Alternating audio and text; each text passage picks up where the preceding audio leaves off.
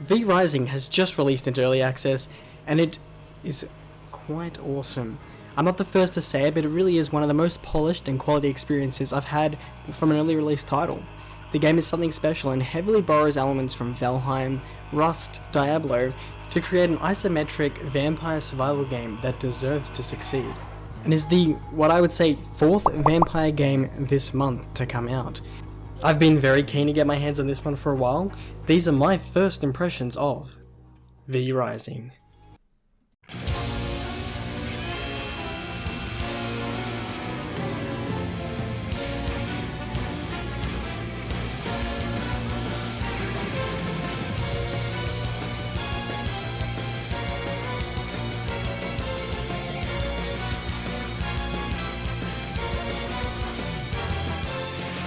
You'll awaken after a deep slumber, and logically the first thing you do is raid bandits, build a base and start crafting. That is the cycle you will rinse and repeat throughout your time playing V Rising. Grind out resources, craft new gear, and then kill a boss, and the cycle repeats. But there is something so charming about how the content is presented that keeps you coming back, and it never feels too overwhelmingly grindy. This is where the developers Stunlock Studios have used mechanics and knowledge of other genres and similar games to sort of mix and match into a vampire game that we see now. The progression heavily borrows from the very successful Valheim, comprising of that same core gameplay loop of killing bosses and building bases. Where V Rising has taken things up to the next level is the sheer amount of bosses and content to be absorbed. In Valheim there are only 5 bosses, whereas V Rising has over 40. Now things start out basic, simple movesets, telegraphed attacks and slow moving skill shots, but slowly the game introduces more concepts and mechanics. As you get through each boss you unlock further stages of the game and new research paths for more content. Now after you defeat each boss you unlock different either materials or crafting recipes that then can be used to create better gear. So every time you get one piece of gear, you can then get the Merciless set right after, which has basic upgrades and more stats and item level. But then from there, you go into a new whole armor set, which you have to do the cycle again. As mentioned previously, it's an isometric game, which means you've got a top-down view like Diablo or Lost Ark and those types of games, so your character uses abilities, and then you also have your basic attack and weapon items. Some weapons later on in the game also provide skills, so you can get 2 abilities off your weapons, 2 magic abilities, and then you can also have an ultimate as well.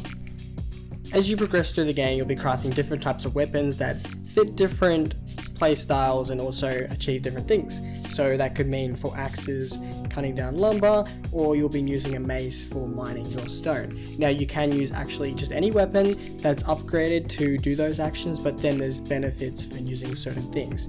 On top of that, you have different weapon types from swords to those axes as mentioned, but also scythes and different things, and they all have different abilities depending what you use.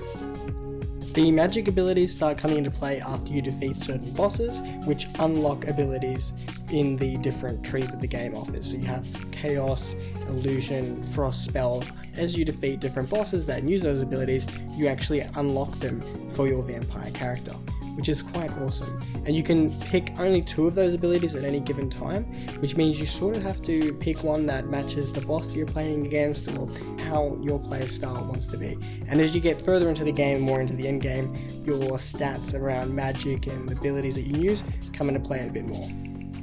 Now, as a vampire, your mortal enemy is actually the sun. Most of the time during the day, you'll be traveling through the shadows or living at your base, doing your crafting, and then the very fulfilling base building. How this game handles base building is actually really quite cool. By pressing the B button, you can go into your build mode, and then you have the different categories such as refinement or production or just, castle walls. From there, you can place wherever you want within your castle heart area. So you have a set amount of border squares where you can place your different building types, and they can be put anywhere within those. But how the system works is that it rewards different matching floors and enclosed areas by reducing refinement times on your production that encourage building in particular ways and expanding out your castle, which really does fit the theme of being a vampire.